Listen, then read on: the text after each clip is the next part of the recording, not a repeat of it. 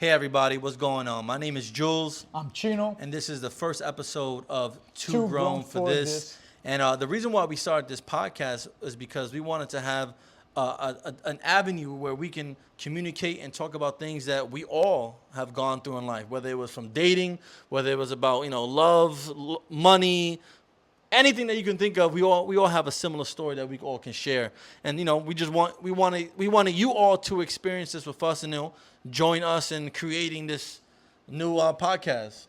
Yeah, guys. Pretty much exactly what Jules said, man. We just want to, include you guys into our lives. Hear, I guess, a street perspective on certain things, and hopefully you guys will agree. Share, like, comment, so that we can continue growing our platform and following us on our adult friend life journey. Yeah, and why don't we just get right into it? The first thing, did you see that Joey Crack in the the Jadakiss podcast? They had Jim Jones on there. Shout out Dipset. Shout out to Capo. But did you see Jim Jones on there? I saw a clip, and my man's Jimmy wasn't looking too happy. He was going off. Yeah, man. So, again, shout out to Joey Crack and Jada, man. I watch your guys' show. Holla at us, man. Your shit's dope. But yeah, so I saw it the other day, and Jim had me in tears, man. Similar to the name of our show, you were too grown for this. Some of the things he was saying was reckless. Overall, it was entertaining. You know what I mean? I had some laughs or whatever, but to me, him trying to stay relevant, nah, man. Jules, it ain't hitting for me, man. I don't know. Jim Jones. He is a big name in hip hop, in the rap game, and being from Spanish Harlem, I see. I know that Jim Jones is in the community a lot, from whether he's just hanging out with some of his friends or supporting a little girl's lemonade stand or giving away things. He's always in Harlem. So I think he's pretty popular. I wouldn't say that he's not relevant. I think he is very relevant. I think that he's more relevant to the culture than Jay-Z is at this moment. Like, Jim Jones is here to stay. It's clear that Jim Jones wants everyone to know that this is something that he loves, not just the music, but the whole atmosphere of rap and hip hop and the culture. And he's a pillar in this culture, and he doesn't want to move on to anything else because this is what he loves. This is what he's passionate about. I guess so. I respect that opinion. Again, Jones is made an impact on the music industry. You know what I mean? But I think his relevance needs to be in a different lane. I think, you know what I mean? You're 48 plus ass over here doing freestyles on young beats. Bro, you don't need to be doing that. Like, you know what I mean? That's my opinion. I respect him being on the blog, being part of Harlem, but bro, you're reaching, bro. You're reaching. I remember back in the day, I have an older brother that used to like his, I think, he had some clothing line. Something, Vampire Life or something like that. Vamp Life. Yeah, look at that. Jules remembers Vamp that. Life. It was something like that, and my brother was like, yo, this is going to be the next wave, and da-da-da, comparing it to Rockefeller, Rockaware and all that, but guess what? That shit died out as soon as it came. Like, bro, you don't have the clout. You know what I mean? You getting older, bro. You're looking like an old Santa Claus with the white in your beard. You know what I mean? I think it's time to give it up, bro. Santa Claus is crazy. Yeah, man, being real, man. That's just my take on it. I respect his music. I like what he did for the industry. Even some of the songs he still do, like, yeah, hit him with it again, man, with the ballin'. You know what I mean? He was repping that for the New York Giants when they won the Super Bowl. Dope, eccentric, fun, a litty time. But, bro, you're too old for that, man. We're too old for it. Like, I'm like, nah, man, you need to choose a different lane, bro. That's just my opinion. Yeah, I don't know. I think he's comfortable where he's at. Like, not everyone needs to move on to certain things that they like or that they enjoy. You know what I mean? Like, I respect. I prefer Jim Jones over Jay-Z. You know what I'm saying? Like, I don't be seeing Jay-Z in Brooklyn. You know what I mean? Like, I see Jim Jones in Harlem. I can pull up videos of Jim Jones hanging out with kids, showing the kids and the youth love. Kind of telling them what you can and what you can't do. You know, if Jim wants to go rap on up in Harlem beat, you know, let that nigga go rap up in Harlem. You know what I'm saying? Like he reps Harlem. There's controversy of whether he's really from Harlem. You know what I'm saying? But like, you know, he reps Harlem, man. He loves Harlem. He's always in Harlem, man. I think you Gucci. You Gucci, man. All right, guys. So hold on 1 second. So with him saying he has a stronger presence or relevance compared to Nas, you agree with that? Stop it, Five. I gotta be honest. We too grown for this. You know what I'm saying? Like now, relevance. I hear more about Jim Jones than I hear about Nas. Okay. But when he was going off about, you know, the accolades and the accomplishments that he's got, I ain't knocking him. Jim Jones has done a lot of things and has received a lot of recognition. But but numbers don't lie, like Weezy said. You know what I'm saying? If you pulled up the stats, Nas to Jim Jones, I am almost certain that Nas has more money than Jim Jones. Nas probably has more accolades than Jim Jones. They both got money. They both got accolades. They both did great things for the culture, the community. I just think that Jim Jones is more relevant to the culture right now than Nas is. But the conversation on who has more trophies, accolades, money, I think Nas is the one that's going to win that particular argument. Point being is that, yeah, bro, like you talking reckless and all aggressive. Oh, check bro, your catalog ain't that real. I feel like, you know, you're still building it. Shout out to you, bro, but low M's. You know what I mean? You ain't pulling you're not pulling a Nas, you're not pulling a Hove. You know what I mean? Yeah. That whole low M, you know, a M is an M. Whether it's a 1 M, whether it's 1 million and 2 million, nigga got M's. You know what I'm saying? Like, but I'm not quite sure that he was just specifically talking just about Nas. I'm just saying, I think he was really trying to say overall, he accomplished it. He got shit done within the culture. Like I said, he's a pillar. He is a pillar in the hip hop rap culture, and he's still relevant right now to this day. All right, again, I hear you on that, but again, I go to the turn up days way back. We don't even have to really get into it. Shout out to Max B, but back when Max B was writing his music for him. So, I mean, again, that's also controversy. We don't know what's what, but Wavy Crockett. You know, I just think it's time to sit down, bro, and just chill. You know what I mean? Come up with a different wave. Nah, F that. Yo, Jim, keep rapping, keep making money. Jump on the next freestyle. Listen, there's people that kids look up to, and those people don't do nothing from those kids growing up. Jim Jones is one of those people that kids look up to, and the kids can reach out to him and touch him and get his advice. Pause. Right? But he's in the community, so kids can go up and talk to him. You know what I'm saying? Like, I saw a video of him in Harlem helping some little girl sell her lemonade. You know what I'm saying? Like, that's dope. The kids have access to him. They can pick his brain, talk to him about stuff. He's in the community. I can't say the same about Nas. I can't say the same about Jay-Z.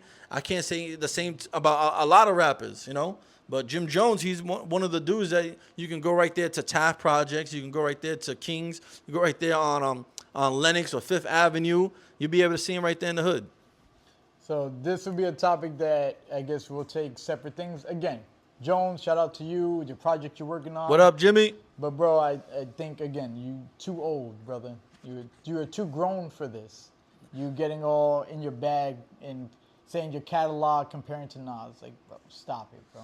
Listen, man, talk your shit. Man, talk your shit. Keep doing what you're doing, man. I disagree. That's just my opinion. Keep doing what you're doing, man. Waiting for the next hot shit you about to drop, all right? All right, with that, why don't we talk about this fucking Miss Medea, Tyler Perry, a.k.a. Medea. That topic is crazy.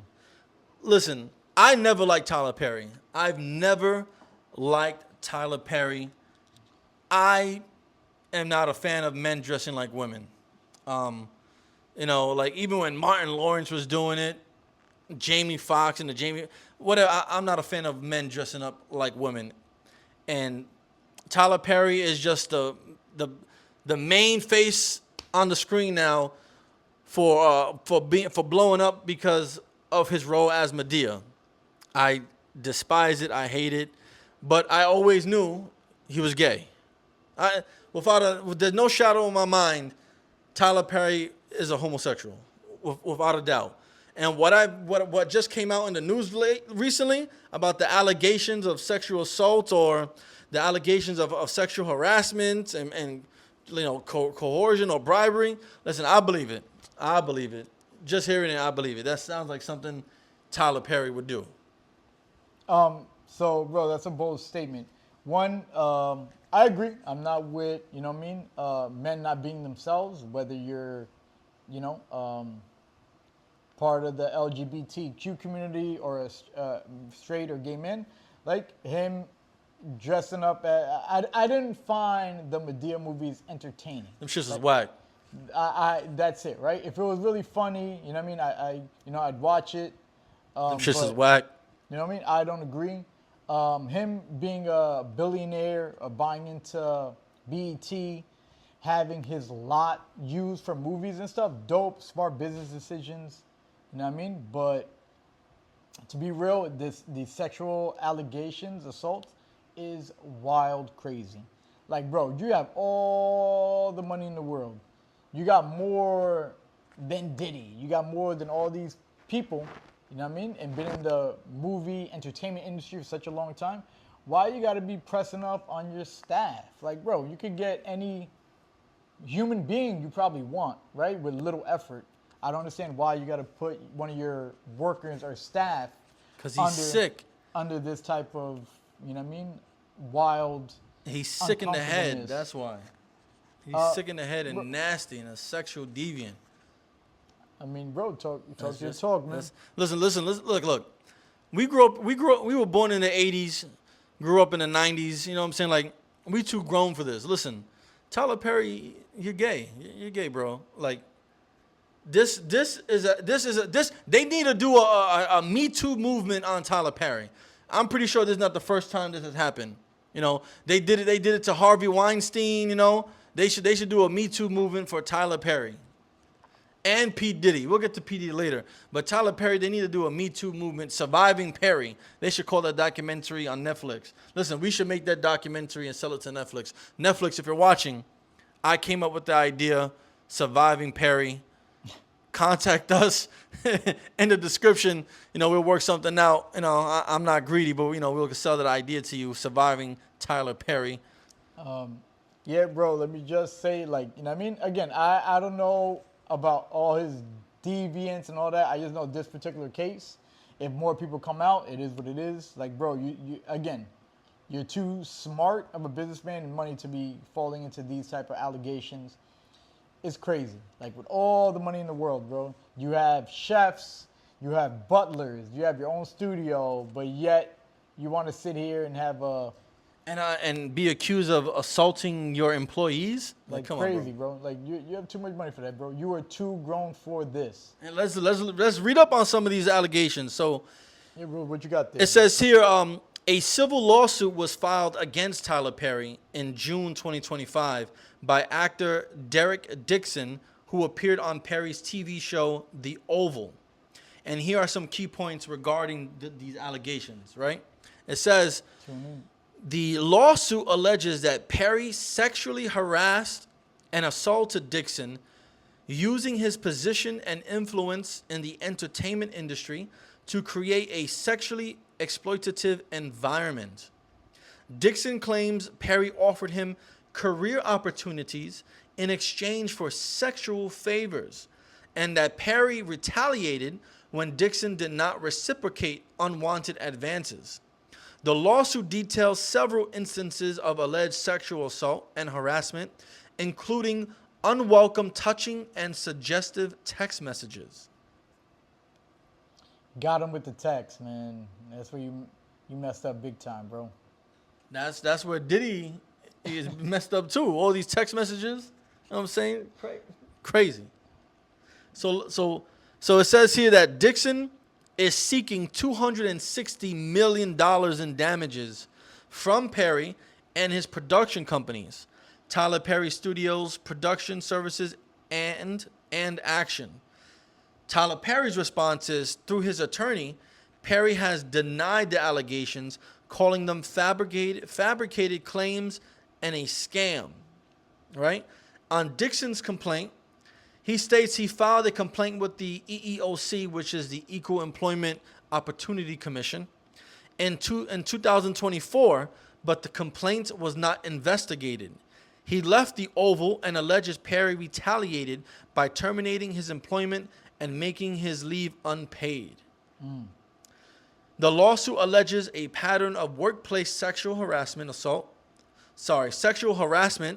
assault, and retaliation starting from January 2020 all the way through June 2024.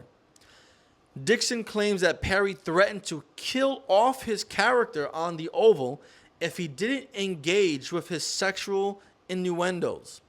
The suit also includes allegations of work environment harassment, workplace gender violence, sexual assault, negligent retention, and intentional infliction of emotional distress. Yeah, with all that, guys, Listen, we too grown for this. I don't know. too grown for this. With all these cases, like Jules said earlier, Weinstein, Diddy, Epstein. Yeah, all these celebrities and big time people doing all this funny, crazy stuff. I mean, I have no opinion, right? You're innocent until proven guilty, but it ain't looking good, man. It's not looking good, man. It is what it is. Please share, like, subscribe again on the bottom, guys. Give your opinion on it, man. We want to hear what you guys have to say about it, about his movies, about this case, and how do you see it panning out down the road, this year to next year. Yeah, let us know what you think, man. Me personally, I never liked Tyler Perry. Never liked not one of his movies. Didn't find any of them entertaining at all. So that new Straw, you didn't see it or care about it? The Straw with Tiana Taylor and that other chick. Yeah, that just came out. I saw the trailer on Netflix. I'm not seeing that. I didn't even know it was a Tyler Perry film, but now you telling me that, I'm definitely not clicking on it. I'm sorry, Tiana. I'm just not gonna watch it. And then I call him. He over here crying like, it's so sad. She robbed the bank to save her daughter. I just saw it from the trailer. That's what I know. Yeah, well, I saw it. I have opinions on that. Oh, you saw it? Yeah, bro. But What you think? Was trash. Trash. To be, yeah, guys, this is separate. You know what I mean? But this is a personal opinion. I have an opinion on movies. I think it was trash. People, crying, whining, hit or miss. Corny. Real quick, Jules didn't see it. I saw it. Shorty, struggling mom, daughter, and all this, but so many things were wrong. I like to be realistic with movies, and daughter bathing in cold water, not showering, not getting taken care of, getting taken away from her, like just bad parenting. No matter how bad your day is. So it was a mom that neglected the child? Not neglecting, but like things are hard, right? She like she can't pay rent, she can't do this, typically. But then they're like, oh, your daughter, I believe, correct me if I'm wrong, in the comments, but I believe like something happened where her daughter was not smelling properly, whatever it was, and she's like, oh, they cut off the hot water, all extra dramatic. But I'm like, shorty, like get your things together. I don't know, I forget what city it's from, but everyone has it. I live in Jersey now, like. You know what I mean? You have, Get Covered, New Jersey. You have all these, in New York City, you have all these things that can help you get insurance, get money. You know what I mean? If you're really, really struggling. So, again, it's for a movie, so I get it. But I think it was over-dramatized. I think it was, a little ridiculous. I also think that, again, guys, spoilers, man, forgive me. You know what I mean? If you guys decide to see it. But crazy spoiler to me was like, at the very end, she goes, she robs a bank, all this, and then at the very end, By herself? yeah, bro. Again, a bunch of BS happens in the movie, but pretty much she gets mad at her boss, she gets fired. Some guy tries to run up in there with a gun. She beats up that guy, shoots him, then she shoots her boss, and then she just wants to cash her check, can't get cash because she don't have her ID. She pulls out the gun, and there you go. The plot thickens. And then Tiana Taylor comes and, oh, I'm a struggling mother too, a single mom, and da-da-da. Shorty, you were a detective. You work for the cops.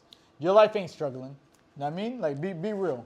And then Dike, you know, supposedly, when she says it to her, you know, when she's speaking to the main shorty, you know, in the truck and she's in the bank, none of the cops knew Tiana Taylor's character was struggling like that. Like, bro, be real. You know what I mean? Everyone likes como like bonchanchera, like the gossip and talk about their lives. There's no way none of them knew her partner in them. I thought it was corny. I thought it was fake. And then at the very end, you find out, again, bro, Jules, you can hear in the fans that, what was it? Some nonsense. Her daughter passed like a day before. And The daughter died? yeah, her daughter died from you know, she had a seizure. And again, it kind of goes back to bad parenting and whatnot. When they show a scene with her, like, I guess, carrying her dead daughter, but she didn't come to terms with it. So then she was going the next day as if her daughter was alive. Like, come on, let's go to school. Like a delusion type of thing. Yeah, like holding her hand and she ain't there and going to the school even though something else goes. So, yeah, I get it. It's a hard thing. You know, I don't got kids. I never lost one, so it's deep. You know, I lost family members and friends, but nah, like, I thought it was corny. I thought it was super, super corny. And, you know, they could have done better. You know, they got the bag. Shout out to the actors and actresses on the movie if you guys get more roles. But to me, nah, it was, you know, corny. We could have done better with that money and time. But yeah, Jules.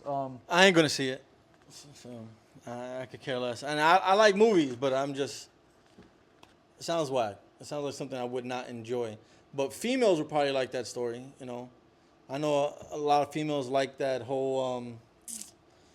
You know, I've experienced it, so I would relate to it too, type of stuff. You know, they watch stories like that. You know, so. I mean, yeah, guys, but you know, that's a whole nother thing. Jules, you know, we're bringing up trending topics and whatnot. I heard you went, and I saw your video on your channel, man, that you went to the Diddy trials. How's that going? Oh, yes. Listen, for everyone who's watching this, make sure you subscribe to my YouTube channel. It's called, on YouTube, it's at Real XP Show. That's the @ REALXP Show, SHOW. You can find me. You can find that little snippet I did on the PD trial. So I went to the trial down there in Lower Manhattan. I wasn't able to get into the actual room where Diddy was because of how full it was. So myself and a bunch of other reporters and other people there that were there watching, we sat in overflow room. So it's other courtrooms that were reserved for the Diddy trial, and we were watching everything and all the testimonies and evidence on big screen TVs, you know. So when I got there, they were going over some evidence about P. Diddy, about him allegedly buying drugs from a man that called Guido. Guido was like the drug supplier, everything from like ketamine to Molly to weed, whatever Diddy needed, from the ecstasy, baby oil, you know what I'm saying? Whatever it was that Diddy need, he was always able to have one of his staff members contact Guido and Guido deliver it and get paid with Diddy's approval. You know what I'm saying? So you would say he was the block boy or like, you know, the trap star. He was the plug for Diddy. Right. You know what I'm saying? And money and payment was being confirmed by Diddy's text messages to his staff, whether it was his, you know, direct assistant, I think her name was Christina Karam, or his security staff, Fareed Muhammad, something like that. I forgot his name. But they had text messages that they pulled up in court. Diddy confirming 15 Molly pills, you know, Diddy confirming $1,500 to spend on this or $700 to spend on that.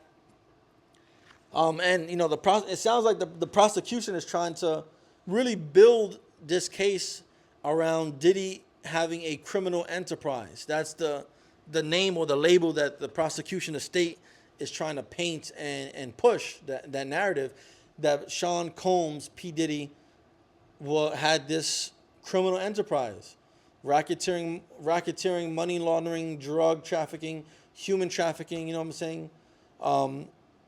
And other messages. They played audio of Diddy speaking to Cassie, or Diddy speaking to some other witness that was apparently allegedly sexually assaulted or sexually abused by Diddy, named Jane. Excuse me. They played those messages, those audio messages, in the courtroom. And another thing, they actually played clips and audio footage of the freak-offs. That you saw? I didn't get to see them. I had left before that. Oh, but you could have saw it. Yes, I could have. Not that I want to see it. Pause. I'm not into freak-offs. I don't get down like that. But the jurors had to see these freak-offs. They had to see Diddy. They're dancing all over the baby oil. You know what I'm saying? Take that. Crazy. But yeah, the jurors had to sit there in court and review the footage and audio files of Diddy's freak-offs. And the freak-offs were fueled by the drugs that Diddy would get from Guido, that Guido would deliver to the hotels that they were staying at. And that's how the freak-offs happened. They would get drugged up. People would get drugged up willingly or unwillingly. You know what I'm saying? With or without consent. They'll be drugged up and having freak-offs. Crazy. Disgusting. Listen, we too grown for this, Diddy. Like, you were given the key to the city, and then the mayor had to take it from you because we don't know where you would have put that key. You could have put that key up your own behind. You know what I'm saying? Like, I'm pretty sure Eric Adams had to, like, disinfect the key after you gave it back. You know what I'm saying? Hey, pass the Clorox. Well, you know what they say? Everything could change in a New York minute. Ooh. Listen, and it changed quickly for Diddy. It's changing quickly for Diddy. Listen, I don't want to just focus this all on Diddy. I think Diddy is a listen. If Diddy doesn't get convicted for all these crimes, right? He's still a sexual deviant. Like, what man watches another man bang his wife or his chick in front of him while you're sitting on a couch masturbating watching this? What man tells his woman to rub the jizz of another man on his nipples? That's crazy. We too grown for this. You gotta stop. That's crazy. Diddy over here having another man's sperm being rubbed on his nipples by Cassie. Bro, at the end of the day, he a millionaire. It doesn't matter. That I think he was a billionaire. Oh, even that, yeah, when with Ciroc. But yeah, bro, like that. You know, at the end of the day, to me, I don't give a f. You come up with good music, you do your thing. Don't force, don't trick, don't drug people. I mean, that's my opinion. He can do whatever the f he wants behind closed doors. Anyone can. I don't give a flying f. All right, to be real. But that shit's nasty, Diddy. The fact that Mr. Combs, here, Mr. Combs, you know what I mean, with the trafficking from children to the possibly with the whole Usher and the Justin Bieber, I haven't even gotten into that yet. Crazy guys. Yeah, we don't even have to really talk on it. But right now, I think the trials are still going on. I think we're ending. They're ending week 7 now, something like that. Yeah, so. You know what I mean? You guys could stay tuned. Jules, are you gonna still head out there to go see the rest? next week I'm gonna try to. Next week I'll put some time aside to go out there and sit in on the trials again, and do another video, put it up on my YouTube channel. Again, that's at Real XP Show on YouTube. You can find it up there. But yeah, man, we too grown for this, man. That shit's nasty. You guys way too grown, man. And it sucks, man. I remember Diddy in the back in the day, and you know what I mean? I remember on the Welcome to Atlanta remix, Welcome to New York. I thought that was dope, putting New York on the map, and now this, bro. Like, come on, man. Stop it, man. All I could think is the movie Get Him to the Greek. When Oh, Diddy was playing the that's person him. Sergio, that's Diddy. That Diddy is Diddy. was playing the character Sergio, whatever. That's really Diddy. I love this shit. Yo, that's Diddy chasing people down the hallway like he chased Cassie. Listen, that's Diddy. Diddy played Diddy and Get Him to the Greek, man. I'm telling you, you can't say you didn't know Diddy was like this. Yeah. I'm pretty sure Big Rob could tell you. I'm pretty sure Biggie would have told you. What was that he said in the movie? Got a mind fucker. Got a mom fuck him. That's Crazy. That's basically what he did. Crazy, man. But yeah, guys, there's crazy talk. Well, we think we got like 2 more topics to talk about. Yeah, bro, if you want, just me checking on you guys. Yo, I live in Jersey. I used to live in New York. So I come out here, see this dude, and we're gonna see each other more for the, podcast. But yo, bro, what you got going on for the summer, man? It's 2025. It's gonna be hot. For the summer, I'm putting this work in, trying to blow up this podcast. Pause. Trying to blow up these podcasts. Too grown for this. My other show where I'm the Real XP show where I'm trying to travel the world, travel the country, documenting people's experiences through my lens and getting their story shared. But that's what I'm trying to focus on this summer, man. Just trying to put this work in, get everything up and running properly. All right, that's what's up, bro. How about just curious, bro? Any dating out there? You got summer dresses, you got tights on, you got, what I mean? Me and you being in our 30s, being single. What's that about? Well, pause. I don't know nothing about wearing summer dresses and tights. I said out there, bro. This guy. Play that back. When y'all watch this, play that back and listen to what he said. Guy crying, watching Straw and whatnot. Talking all that shit. I go in his room. We got the Tyler Perry poster right there with the wig on. That's a lie. talking all that.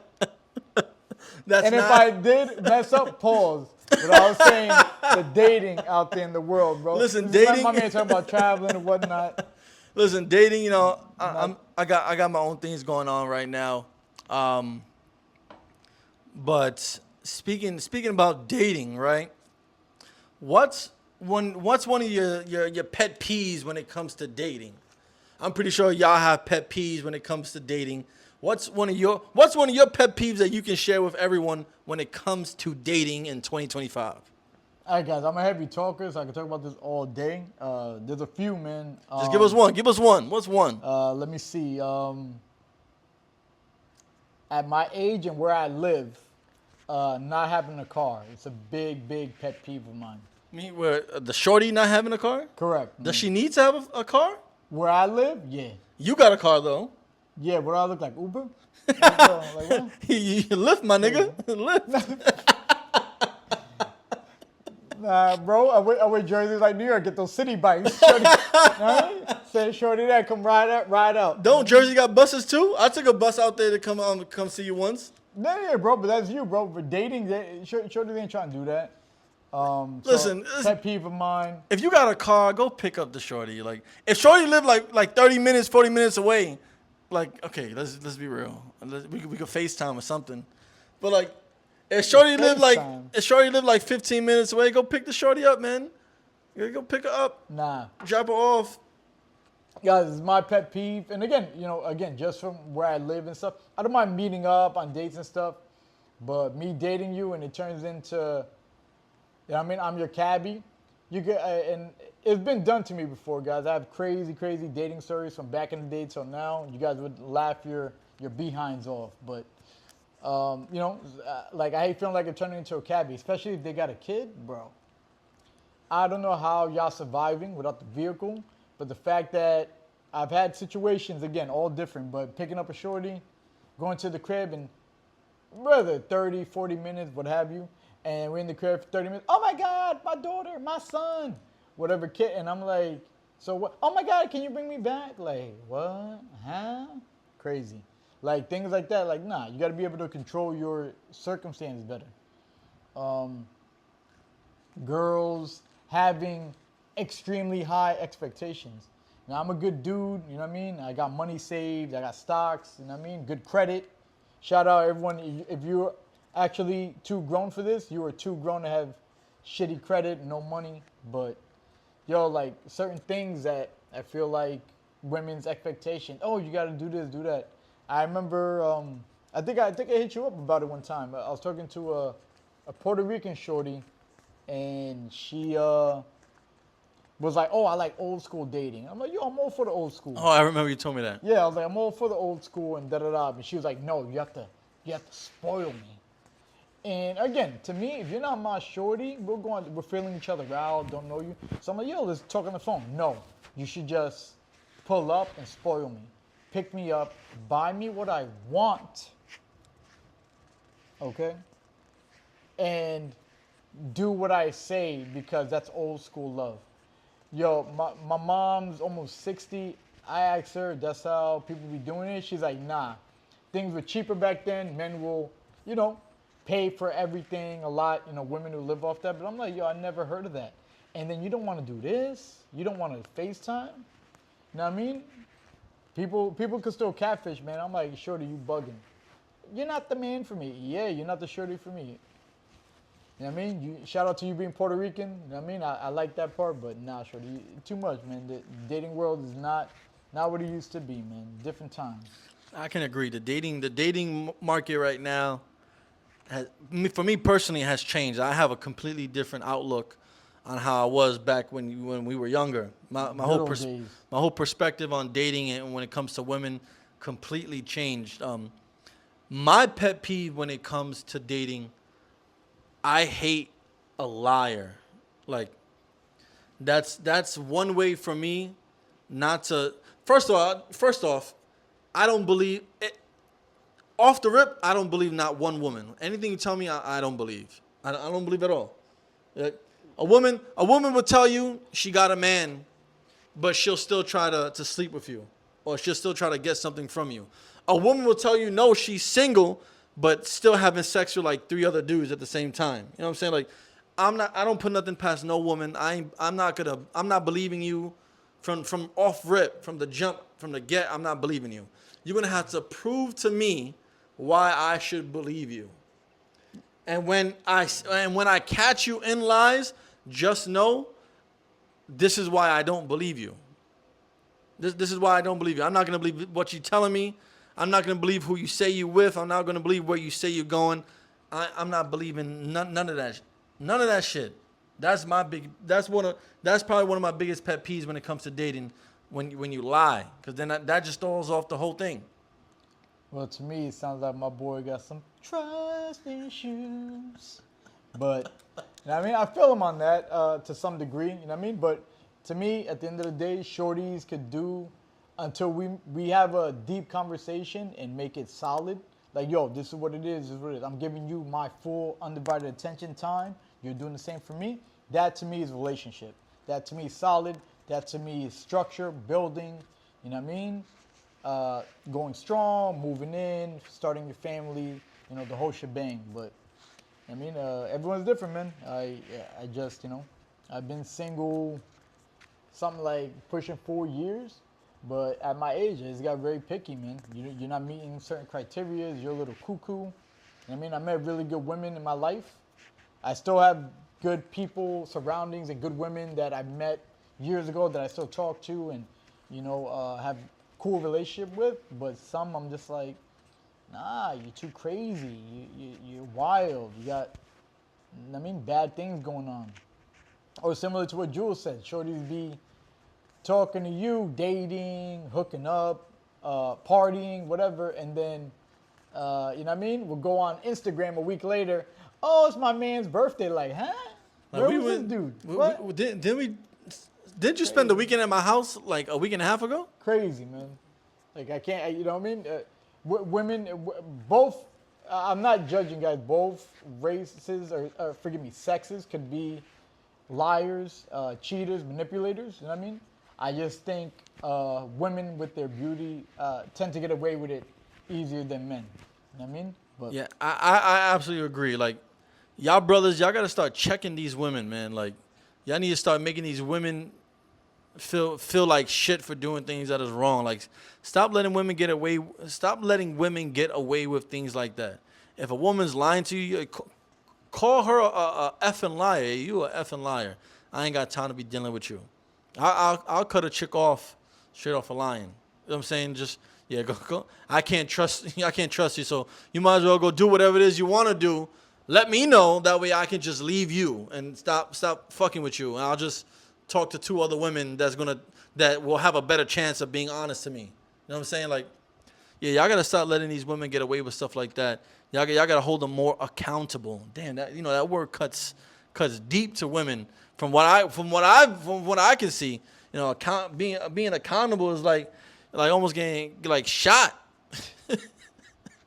Like accountable, bang bang. Like, but yeah, that's one of my pet peeves when it comes to dating, lying.